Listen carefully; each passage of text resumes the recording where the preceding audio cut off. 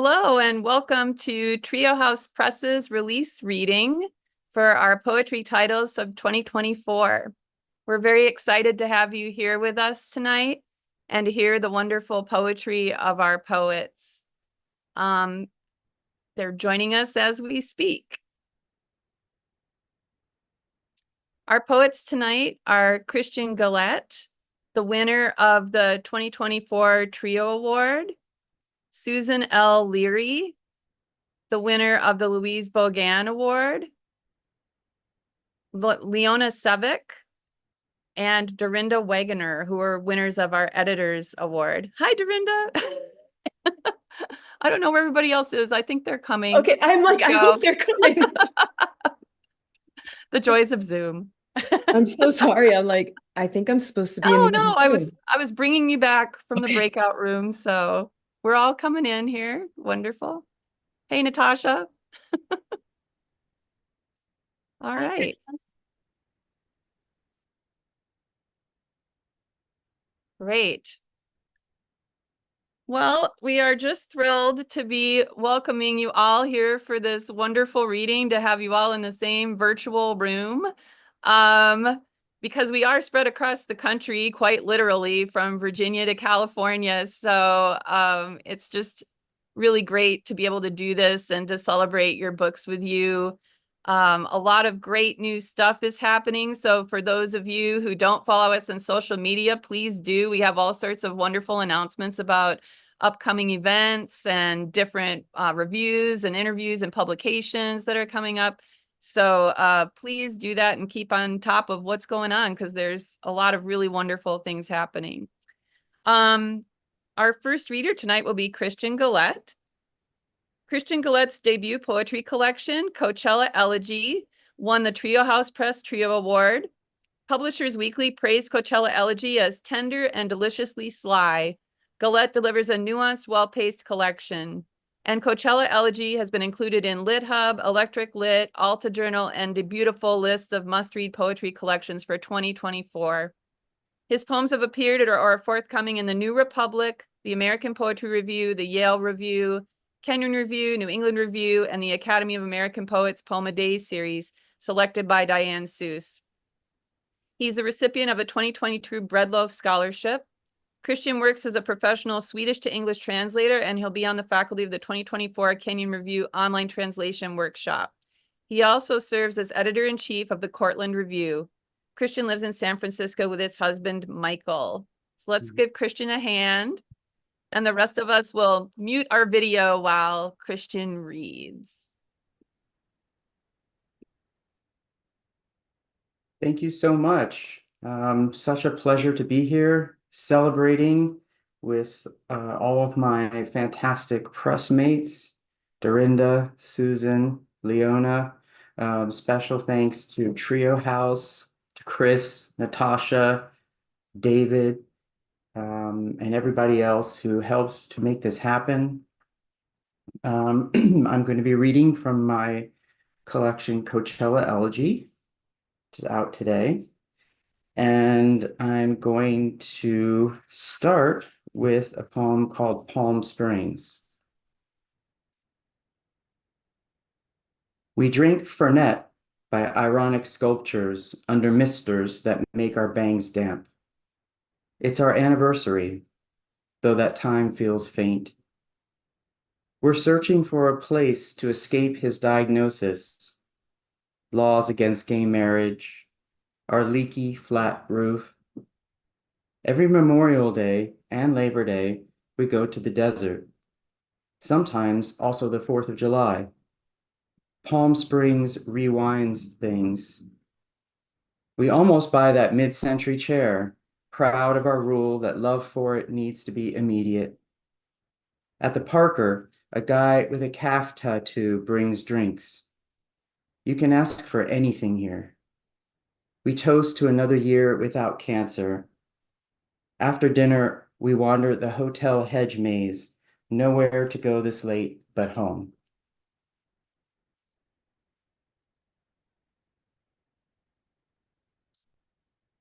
So the book Much of the book takes place in the Coachella Valley and Palm Springs and areas around that.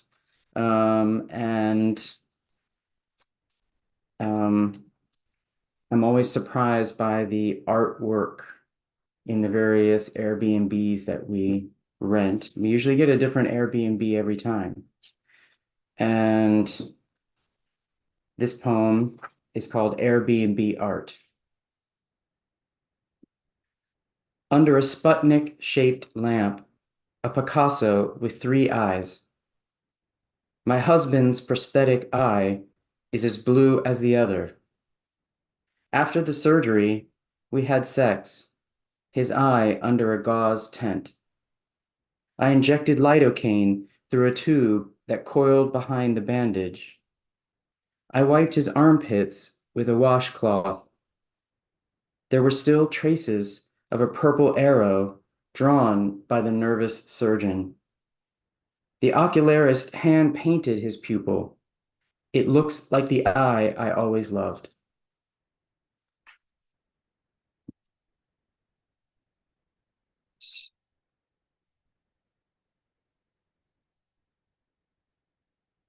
The next poem is the title poem in the book, and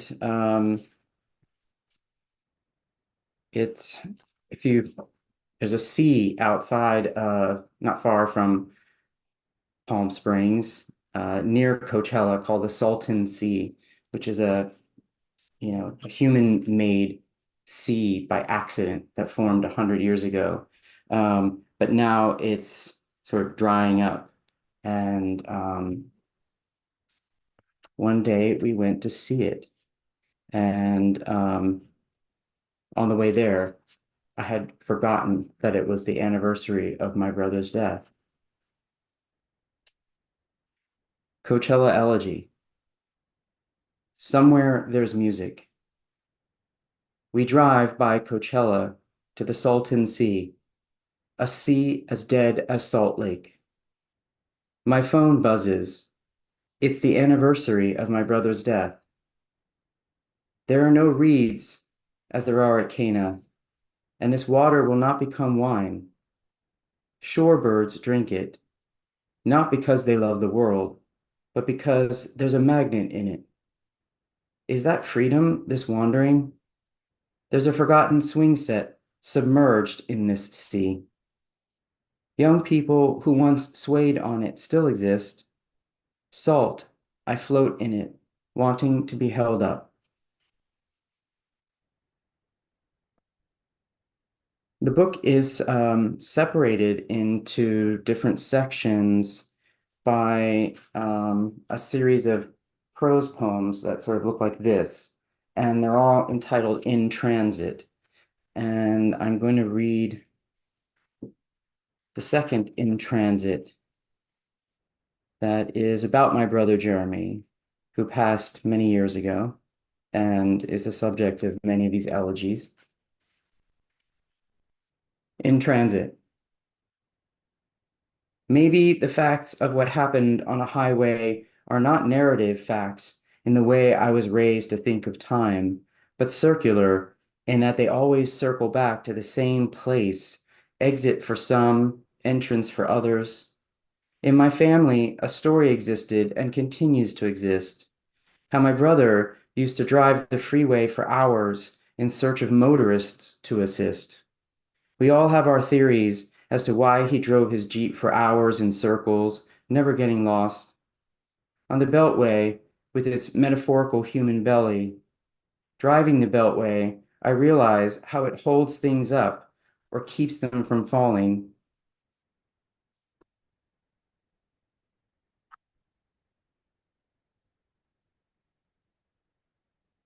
The other feature about the 6 elegies in this book, which is a very California book, but the elegies are almost all set in Utah, where my brother went to boarding school.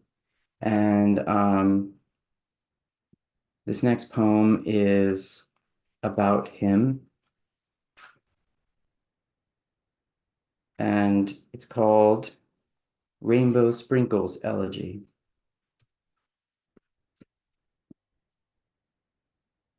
Because he can, my brother eats an entire bowl of rainbow sprinkles from the toppings bar. No ice cream. The menu is a giant cow on the wall. Sitting under its udder, we try to salvage things. We could also order mozzarella sticks, which he does. Another thing about him that irritates me. When he was younger, he put his mouth under a candy dispenser full of M&Ms. They cascaded out of the store and into the mall and just kept going. Medications and special schools have yet to break his impulse for pleasure. Something urgent inside him that none of us understand is about to detonate. I still haven't even come out. He sends me a letter from his boarding school in Utah and asks me to send him AA batteries. I have no idea what they're for. He isn't even allowed any electronics.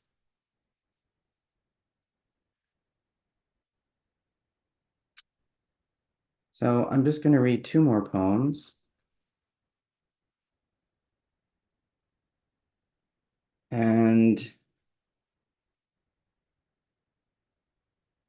this one is set in Palm Springs, and it's called Mid-Century Modern.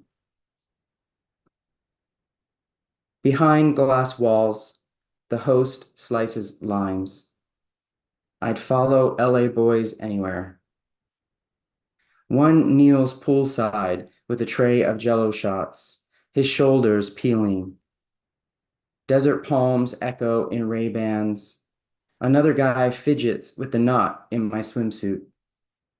Without indoors or outdoors, I can invite everything in. By the searing metal ladder, memory is too hot to climb out of. My husband watches from a strip of artificial grass. In the desert, you have big afternoons, not big nights. And so the final poem I'm going to read is called Survival. It's actually set in LA, and I figured it'd be a good one to end on since Palm Springs begins with an anniversary. Survival ends with an anniversary. Survival. Under the gilded wooden beams of the throwback lounge, the waiter says the Roosevelt Hotel is haunted. A favorite of Marilyn's, hers is not the only ghost. My cocktail comes with smoke, advertised as classic, like the hotel's neon sign, a landmark. Everything on Sunset is a landmark at least once.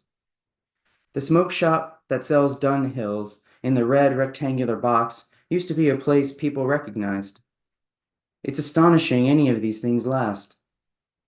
For our 10th year, we have dinner at the Roosevelt, beside the Hockney pool, its blue squiggles, hand-painted by the artist, each one recently restored. Thank you all.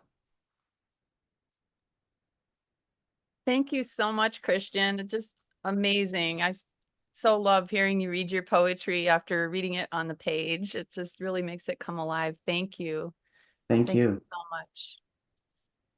Okay, well, Susan L. Leary, are you ready to go?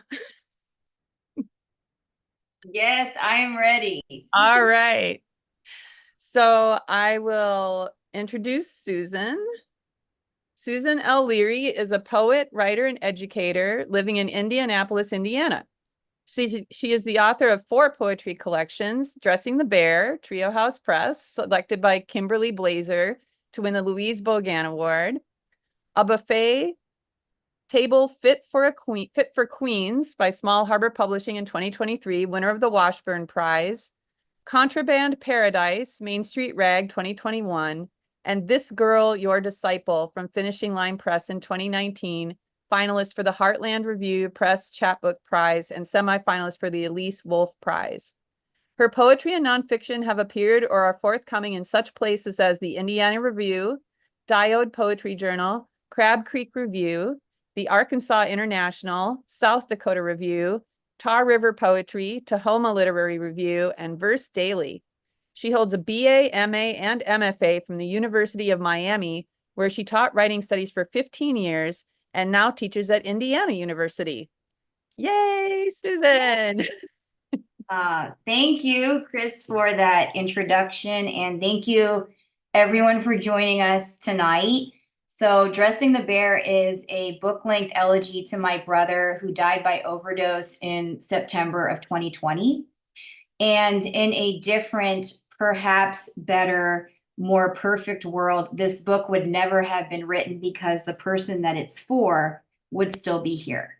But in place of that, I have been met with the most perfect conditions to share this book with all of you. And that is because Trio House Press is truly wonderful. Chris, Natasha, Patrick, everyone behind the scenes, thank you for showing these poems so much care and so much support. And to my fellow readers, Christian, Dorinda, Leona, to be pressmates with you is just wow. And thank you also for being just so kind to me this past year. Really, this entire experience has been a dream.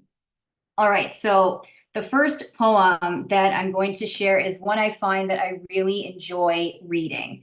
And for context, when I first started drafting these poems, I was taking a workshop with Natalie Handel. And during the first session, she kind of asked all of us, hey, what is that one question that is really weighing on your mind? What is that one question that you just can't kind of shake? And I said, does my brother know he's dead? And so the next few weeks, I brought in poems on that subject. And eventually she said to me, very encouragingly, Susan, do you know your brother is dead?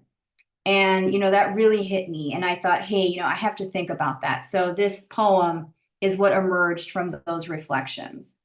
Twisted Threads. When we look to God, we mean to look head on at what's in our peripheral vision. But God is tied to the periphery by a taut string. As we glance to the right or left, God moves proportionally out of view. Why, we ask? The better question, how did the string come to be there? When I dream of my brother, we sit side by side in a 1969 Grabber blue Shelby. We talk normal talk, but my brother refuses to face me. As I turn towards him, he turns towards the window. As I turn back to the dash, so does he. We move in sync like this for hours.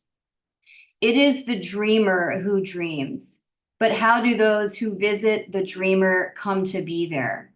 How does God or my brother begin to relax the string? At some point, I ask my brother to take me to the hospital or the morgue. It doesn't matter which. I can't, he says. You're driving. So the next poem that I want to read is the title poem, and it's one of my favorites. And an important part of this book for me was preserving my brother's language. And he was super, super smart. And he was always offering up these sort of witty one-liners that would just stop you in your tracks. And so this poem ends with his voice, with his wisdom. And it's Dressing the Bear because for the most part, this poem is set in the mall at the Build-A-Bear factory, though I do jump through time a little bit. So Dressing the Bear for Brittany. This time, we give the body shoes. The body of a bear my brother is building at a factory in the mall to give to the girl he's loved since the 6th grade. I'm there to pay for the bear and to speak of none of it, which is fine because I'm good at hiding the ways my brother has wanted. This time is different. At each station, my brother stuffs only the good parts of himself inside the slack fur. He gives the bear perfumed bones and shiny gold laces and breathes so as not to snap them. He considers what the girl wants, and I consider his face as he forgets he has one. As if in loving the girl and loving her limb by clothed limb, for once, my brother can love himself. Probably that bear is in a Florida landfill, barefoot and decapitated, its floral button-down shirt torn and full of crawfish stains. But the girl arrives at my brother's service in a blue and pink striped dress, a burst skeleton of human sky. And I remember the air as we exited the mall into the sunset that day, the reddest bomb of a fist before us. Then my brother, with insight delicate enough not to wreck the evening. It's harder to catch the sunrise, he says. You have to really want it. So I'd also like to share a poem that has had a really beautiful life online. And as it's kind of been shared, it's connected me with a lot of other people who have shared a similar loss. And I'm really grateful for those connections. I also think that this poem speaks for itself, or at least I hope it does. Clean. I often worried when I got the call I'd be unprepared. But the morning my brother dies, all the good clothes in the house are clean. So I tell myself to get on with it. And later, standing over my brother, I think whoever prepared his body must love what they do, because he looks so clean. Cleaner even than when he dozed on the couch mid-afternoons to Hank Williams or Johnny Cash, the fatigue of living wiped from his cheeks. And today, as then, the same stillness stretched across his eyes, the same tiny shovels for thumbs. And when I find the strength to rest a hand atop his, I shake him a little to tell him I wore his favorite dress, summery and sand-colored with splotches of blue. And while it seems so symbolic, it's all rather simple. I wear a blue patterned dress because my brother loved the ocean, and because my brother was lonely and broken, he couldn't kick drugs. But I love my brother. And the morning he dies, all the good clothes in the house are clean. So I tell him, clean.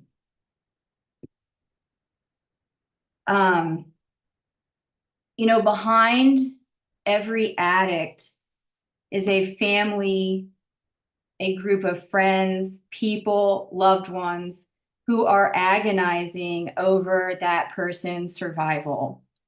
And that agony is agonizing. And it is a very painful, difficult kind of love. And what to do with that love. So the final poem I'll be reading, Complicity. The palm reader has commenced her weeping, the lines etched into my brother's skin, fleeing each other at sharp angles. Her attempts to soften them of their panic with her thumb, a fiasco. The boy's future avoiding examination like a pair of striped legs curling back beneath the house that crushed them. Have we not all been crushed by what shelters us?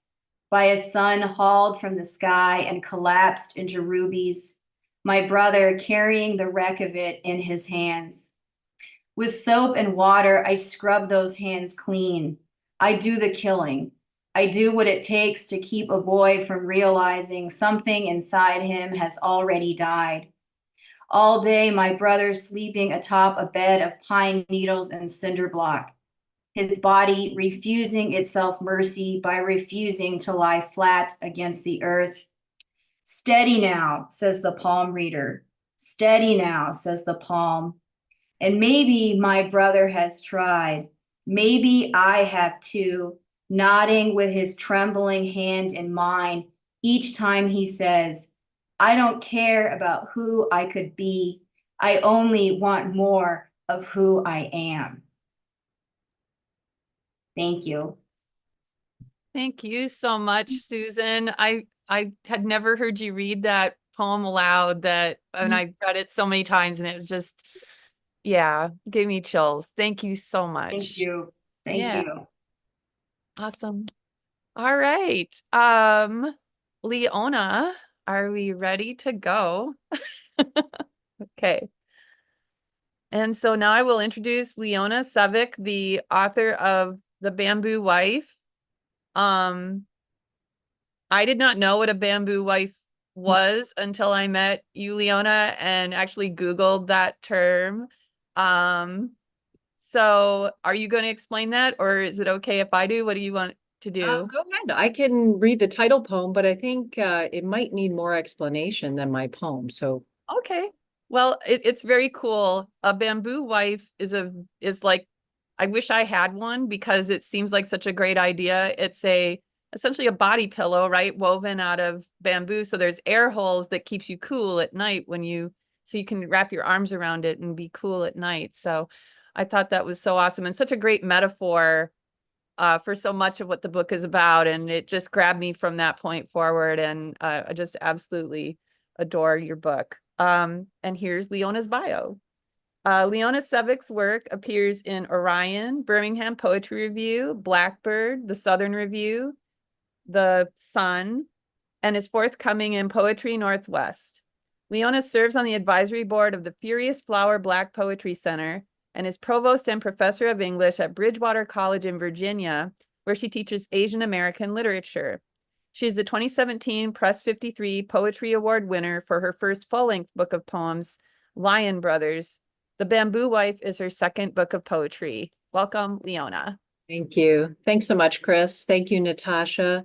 And also all of my pressmates, what wonderful poems you're reading tonight. And I had the great pleasure of reading your books over the last few months. And of course, they are beautifully touching poems about loss and about joy. And I'm so proud to be your pressmate. So thank you very much.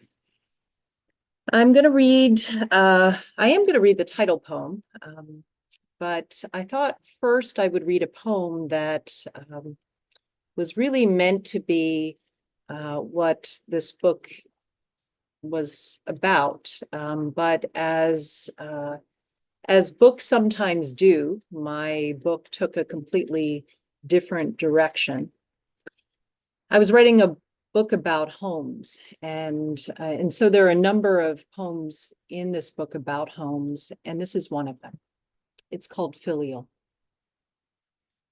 Never mind that I'm here for him, that I've returned to this house I swore I would never sleep in again. He is crumbling. The stiff bricks of his body, once pointed and strong, need tending, as does this house, the broken banister and chipped paint signaling decline. Never mind that now I make the rules, that I decide what we're eating, when we're leaving, what pills we take with what, who we trust, who we don't trust. My father hangs on my every word, wags his head at me like Gogol's plaster cat, obediently heads off to bed hours before I climb into mine, exhausted and numb. I sleep dreamless in my father's house, my brain emptied of all its troubles, the ancient slights and disappointments of the once beloved, then maligned. I sleep like I never sleep in my bright and book-lined home, brimming with the busy lives of my children. In my father's house, buried in the detritus of an old life, I am mortared, safe and unsafe, sound and collapsing. You've heard Chris talk about the bamboo wife, and it is an object that I encountered on a trip to Korea almost 10 years ago. And so my mother was South Korean, and this poem I wrote not long after I visited the Jeju Folklore Museum. The Bamboo Wife. If one bright day you find yourself moving through the rooms of the Jeju Folklore Museum, you might pause at the domestic exhibits, wonder at the strange closed basket as wide as a drum and as long as a yardstick. They call it Bamboo Wife, and carefully printed signs tell you that in warmer months, men would wrap their arms and legs around her caged body to sleep, her ribs free from flesh, the air moving through her to cool the sleeper. Perhaps you think this a strange marriage, the wife stiff and silent, her spouse breathing into her his stale, sour air, arms locked in a tight embrace around nothing. Where has she gone, living wife? Out to the paddy field in search of a soft breeze, the cold water cupping her feet as she reaches for the sky. In a little while, I'm returning to a place that I love, and if we have writers out there, maybe one or two of my press mates have been to Hambidge. It's a wonderful environment where you'll find lots of trees and snaky things. And I wrote this poem when I was at Hambidge a couple of years back. It has an epigraph, so the poem is retold, and the epigraph reads, Orpheus, Eurydice cried, what madness has destroyed my wretched self and you? Step carefully, friends. Follow close at my heels. Trust me to hold back thorny stems that scratch shins, lift low eye-gouging branches, sidestep loose stones and muddied holes threatening dryad ankles. Do be careful. Use your hands if they help. Move slowly over fallen trees, their twisted roots. Let me show you what I've found in these dark woods. Do you see these fire daylilies, their velvet tangerine heads held up by long, strong necks? Note the tiny clenched fists of the mountain laurel, the purple, swollen fingers of wild orchids, water hopscotching rocks wherever the stream bends. Hundreds of dollhouse ferns, electric green, overgrow these paths, take back what men once claimed. Up ahead, that man, my lover, will not wait, will not stop to admire what I see. He won't, I've learned, turn back for me. He will study trail maps, look for painted markers tacked to live oaks, repeat his stories, the same lyre notes I've heard again and again. Watch him greet every wild dog, insist that it love him, lick him with all three tongues. Slick with self-interest, my lover stomps on large feet, progress of the unencumbered. Knowing my fears, primordial, unyielding, he warned snakes coil in shadowed, cool places. To some this seemed a kindness. I once thought so too. Why don't we linger here while he moves on? Soak in the honest sun that shines on you, on me. The god Hymen predicted failure. Friends, I cannot say I wasn't warned.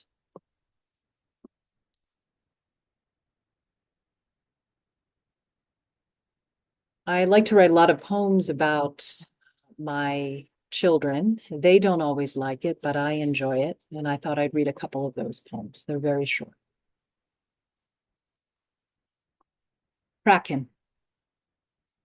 Keeping to herself, she derives no joy from the social sea.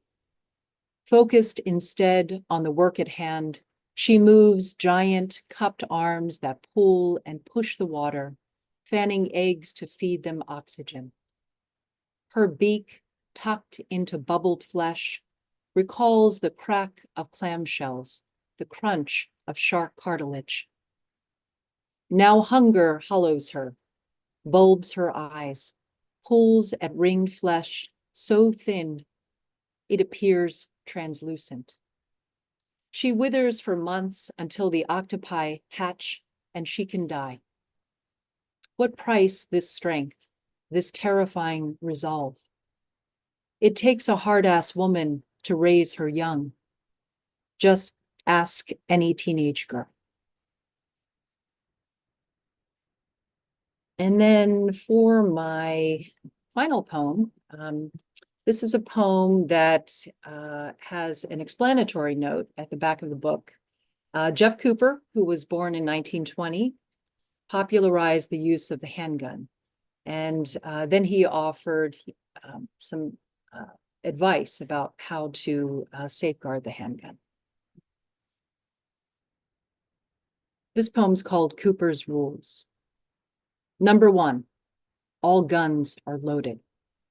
Except for this, as soon as you realize that some guns are not, you let your guard down. And before you know it, a loaded gun slips into the mix and you find yourself in real trouble. Say the gun is sexy and shows some real talent. Maybe its lines are smooth and the coldness of the metal excites you. The danger stirs in you a feeling you haven't had in quite some time. You pick up that gun and feel its strange weight in your hand, and now you can't put it down. Number 2, never let the muzzle cover anything you don't plan to destroy. See, the thing with guns is that they're made to do some kind of damage, inflict some kind of hot pain, bore through soft tissue or shatter bone. They're not made to comfort anyone, to bring soup if you're sick, or make you feel better when you've had a bad day. They won't remember how you like your steak or why you don't like that Eagles song that everyone else seems to love. Guns are narcissists from sight to grip, and they will never change. Don't turn the muzzle toward you. Number 3, keep your finger off the trigger till your sights are on the target. For the love that all that is good and pure, do not put your finger on the trigger of that gun you can't make yourself put down. Number 4, identify your target and what is left behind it. Once you think you know what it is you want, think again. Take a few steady breaths. Look and see what's collateral before you lift that gun and ease that trigger back. Prepare for the kick and the boom. Don't cry. Thanks very much. Thank you so much, Leona. That was just wonderful.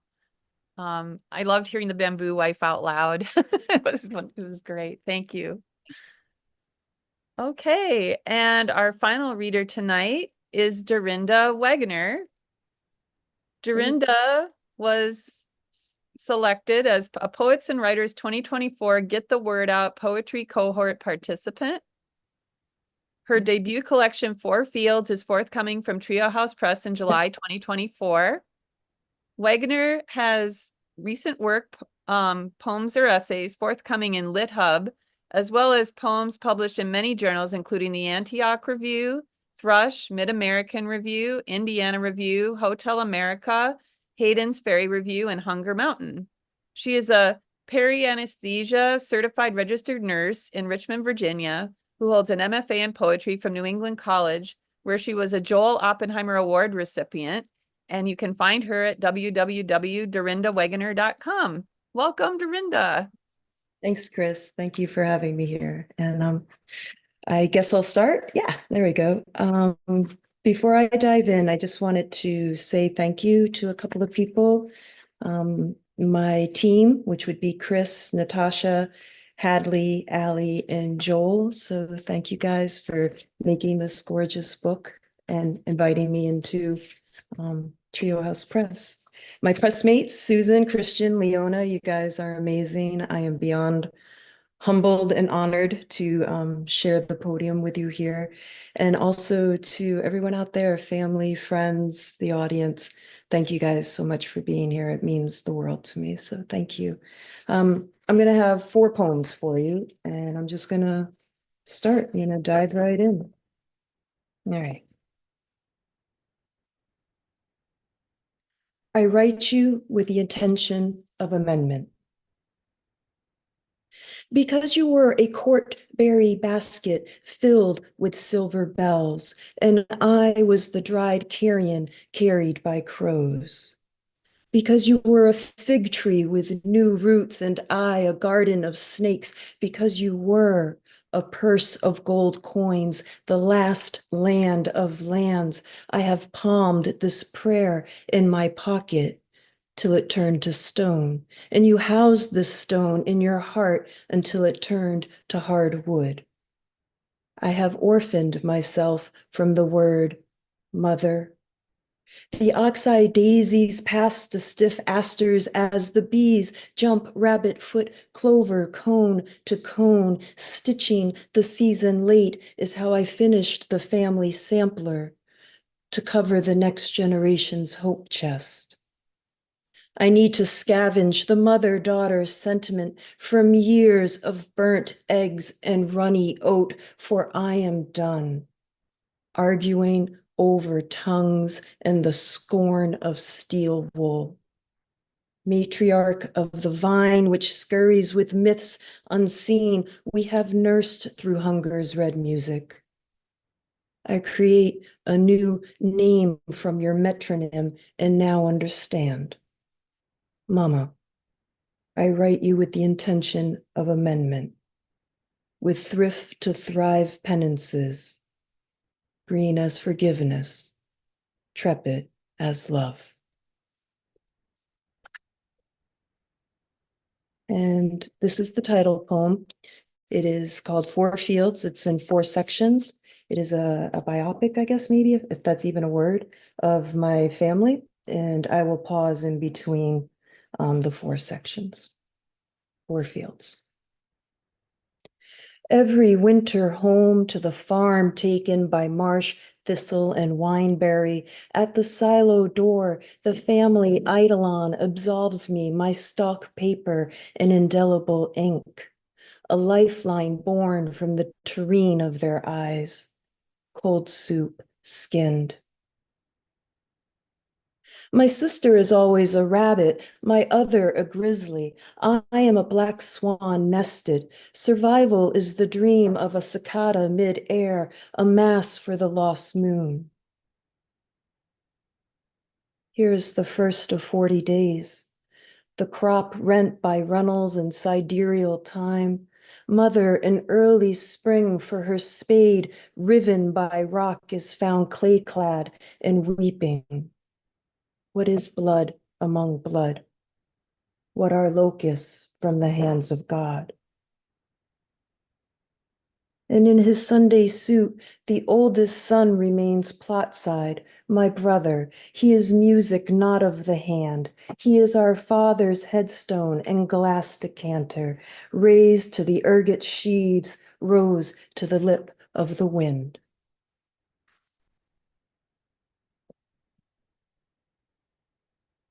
Section 4 of the book is dedicated to my father, who passed from dementia and Alzheimer's. And this is for him. It's called The Speed of Light Does Not Follow Any Acceptable Form of Logic. My father is outside the locked ward and my sister, both my sisters and my brother. Our father keeps his coat on at all times. My father is in a world where I am his mother, my husband is the man from the laundromat, and my brother-in-law is the man from the bank. The light we can see in tonight's sky is from stars already left. The light we can see and the coat. The nurses at the locked ward will jump quickly and run the length of their stations to sound the alarm. When my father left this world, he stayed in this world. He will not be in this world again. Everyone wants him to be locked in the ward with his coat except for him. Our father is unhappy here. Father wants to be folded into a neat, tight triangle of stars. The light we can see. It is tired. It has traveled a very long way. It wants to come in and remove its coat.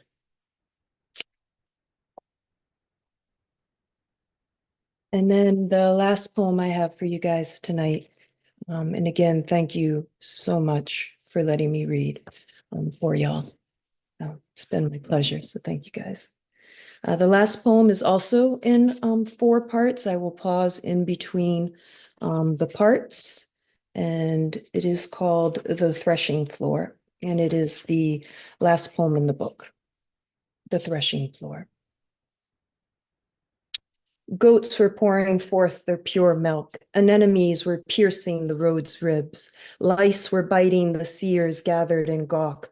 Almonds were blanching in bowls of cure. Teeth were breaking gum or falling out. Breath was fouling close to necks to ears. Tongues were separating themselves. Houses were massing their shadows' length.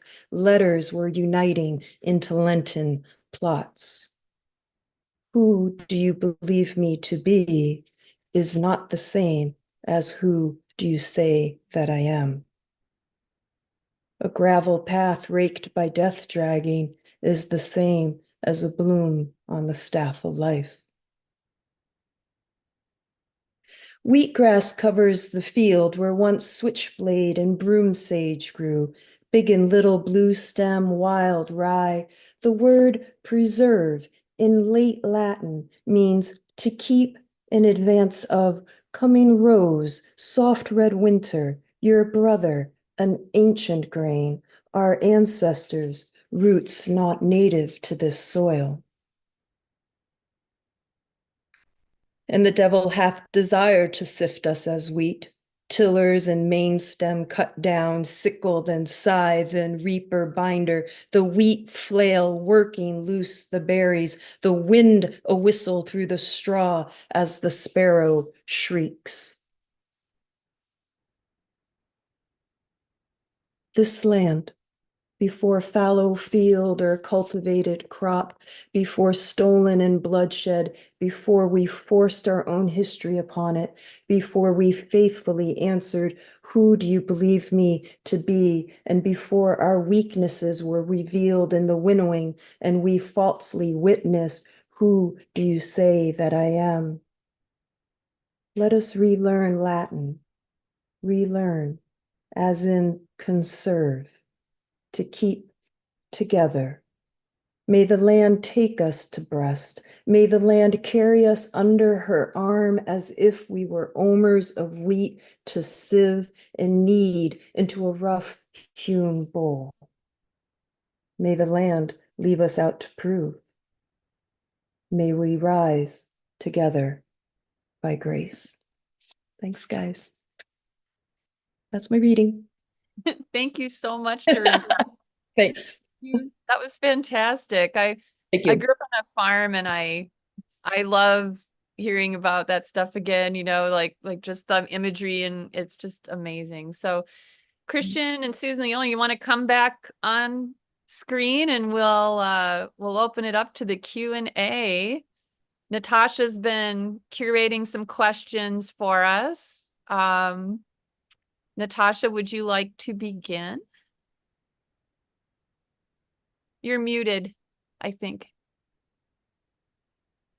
There we go. All right. So throughout all of our titles, there are poems of remembrance and memory. When do you think a poem becomes an elegy?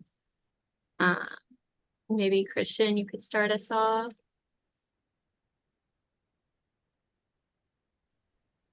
Yeah, that's a great question. I think actually my title poem, Coachella Elegy, did not begin as an elegy. During the pandemic, I sat down to write my first of many of these poems because I wanted to sort of escape to my happy place. So I sat down to write an homage to Coachella Elegy in this beautiful day with my husband. And as I was writing it, out of nowhere, a memory popped into my head that I had actually tried to forget, about how horrified I was that I had forgotten it was my brother's, the anniversary of his death, until a push notification came into my phone that I had set years before to make sure I never forgot. And so the poem accidentally became an elegy. But then there are other elegies that I set out to write, with the intention of being very emotionally sad, like Rainbow Sprinkles. And actually, as I was writing it, I was laughing, remembering how fun and beautiful my brother Jeremy was, despite all his problems and challenges, and how sad it is he died so prematurely and was so misunderstood. He was also so funny and so fun. And I remember just thinking how happy I was to see everyone in the mall, like appalled, and yet I thought he was the coolest kid ever. All right. And maybe Susan, when do you think a poem becomes an elegy? It's interesting actually that you started the question about remembrance, because clearly in this book, I want to honor my brother, remember him, tell everybody about him. But interestingly, because I started writing these poems like immediately in the wake of his passing, nothing ever even felt like a memory to me. It felt like this raw, open wound. So I think everything that I was writing, drafting, every time I would turn to the page, it just felt like a compulsion. And it's almost and so it's almost like that compulsion to reach for him, communicate with him, somehow make contact with him. That almost became like, I guess, the version of the elegy for me. I can't say that was ever the intent, but I definitely want to preserve his language, as I kind of mentioned when I read Dressing the Bear, and kind of similar to what Christian just mentioned about his brother being really funny. I mean, I think my brother is just the best. I mean, no one is smarter than him. Like, he would just say these things that would make me marvel and make me go, wow. And it's hard to get me to go, wow. And so I want his voice to somehow, I don't know if it's be immortalized, but just, I never want it to be erased. I never want it to go away, because so much, everything he said was what he thought, which is what he felt. And so if all of that can kind of be in this collection somehow, then yes, we did it. All right. And Leona, when do you feel like a poem becomes an elegy? Most of my poems start out very angry. I've realized this about myself as a writer. And so, as others have said, how a poem begins is not always how it ends. And for me, I can start a poem with a very different emotional setting, and then it becomes something else entirely. And so, like Christian, Susan, I never set out to write elegies. And sometimes in the course of working through some other emotion, it does become one. And so that's something that, it's an interesting question, because it's something that I've noted about the way I write. And I used to be uncomfortable with that sort of surprising move, but I've become more comfortable with it. So I expect it now. All right. And Dorinda, when do you feel when a poem becomes an elegy? I think for me, when I sit down to write, it's always I'm an old school goth. I seem to court the four horsemen, so everything is bleak and sad. I think my poems, when they hit that music, when they hit the keening, if I can make an audience member, or if I can make a connection with someone and they feel, then it's an elegy, even if it's a love poem. Yeah. And so in the sound, and in the emotional connection, in the movement. Beautiful. All right, I think we have time for one more question. Okay, so being an editor, all of you always become my mentors for me when I'm writing my own poetry. But I wanted to ask each of you, what poets do you consider your mentors on the page? Who are poets that you admire and want to emulate? Susan, do you want to start us off? I guess I can answer that. I kind of was telling you all about this earlier, but I don't know if it's poets maybe that are my mentors, but poems. And I read the same or listen to the same 3 poems every night before bed. I mean, it's just a ritual. And those 3 poems, The Portrait, Stanley Kunitz, Mary Oliver, The Fourth Sign of the Zodiac, and Jericho Brown, To Be Seen. And what I like about those poems are they help me to my feelings. They don't even help me like find language for or articulate it. They simply help me to my feelings. And I feel most human, most alive, most capable of love, most able to be loved when my heart is exploding. Whether that's with sorrow or joy or creativity, boredom, whatever it might be. It's just feeling, in and of itself. And those 3 poems really do that for me. So I think that it's emotion. It's what brings me to my emotions is it is what mentors me. All right. And Dorinda, what poets do you consider your mentor on page? We or don't have become enough time. poets? We don't have enough time.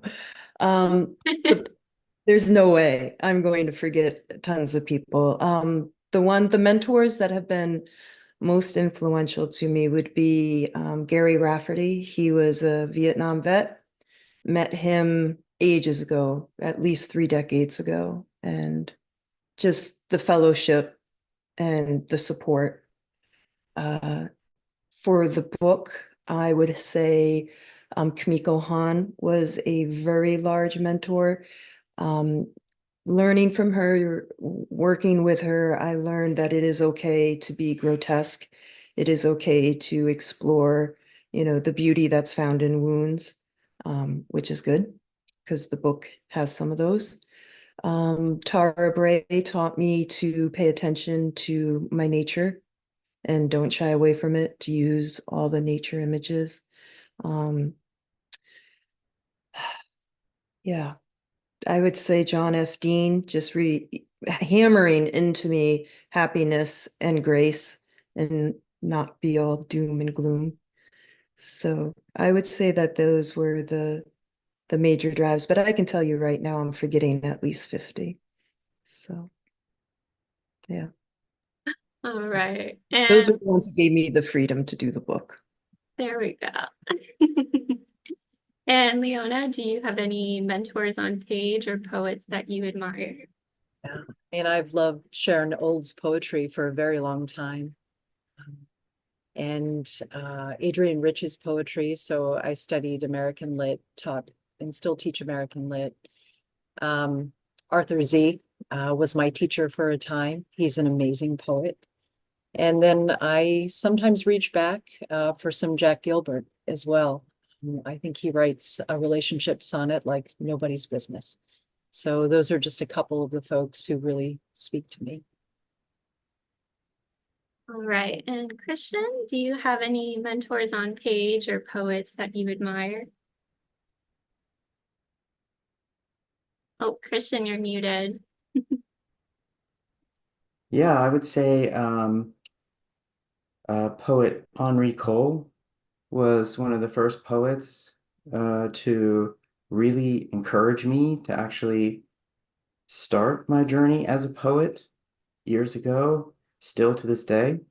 Diane Seuss was very influential in the writing of this book and one of the first poets to encourage me to actually really lean into the Coachella, this California portion. And poet Richie Hoffman, one of my dearest friends, saw every poem in this book. Randall Mann would be another mentor, friend. Um, so many, but those just not enough time. Yeah. All right, thanks. So I think that concludes our Q&A segment. So I'll pass it back to Chris. Thank you all so much for those answers to those questions. I have a bunch of poets to read and reread, and I'm very excited to do that. I'd just like to conclude again by thanking all of you for your beautiful words and for inspiring Natasha and me, and now a lot of other people with your amazing books. And again, just encourage all of you watching to check out the upcoming events because they're all over the country. All these poets are doing events in the next few months, and we'll continue to be posting information about that and reviews, interviews, that kind of stuff, just to keep up on what's going on with our poets. Also, poets, if you wouldn't mind sticking around for a little bit after we end the event, I just wanted to say a few words to you. But thank you, audience, so much for coming tonight. And if you're watching this afterwards, thank you for tuning in afterwards and checking out this amazing reading. We really appreciate all of you readers of poetry, because without you, we would not be able to do what we do either. And thank you for your support of Trio House Press. And let's all